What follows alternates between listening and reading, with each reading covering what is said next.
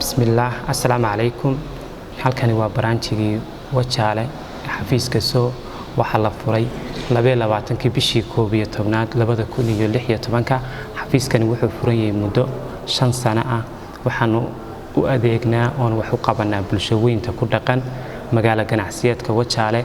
waxaanu bixinaa adeegyo fara badan. waxaan ka soo qaadan karaa saddex adeeg oo ugu muhiimsan baan ku bixinaa xafiiska. kan koobaad waa adeega loo yaqaan LT-ga ama mayfayga gacanta lagu qaato oo qof kasta uu la maro meesha uu doonayo. adeega labaad ee bixinaa waxa weeye adeega siibaanta la yiraahdo ee birta loo taago. kaasna waxaanu ku xidhnaa ama xaafadaha ama meheradaha oo kale. adeega saddexaad ee hadda ku soo kordhinay ee bulshada reer Wajaale ugu bushaarinayo ee ay soo kordhisay waa adeeg ay caanka ku hayd waa xarigii fiber optic ah. waa meesha kaliya ee waa waqtiga kaliya waa markii ugu horeysay ee laga bilaabo xafiiska Wajaale. waxaan u haynaa macaamiisha degan Wajaale iyo nawaaxigeeda inaanu adeegii fiberka ah la gelin doono meheradahana uu diyaar ugu yahay. meherad kasta iyo xafiis kasta iyo meel walba kasta nooga baahatana aanu gaarsiinayno bulshada ku dhaqan Wajaale.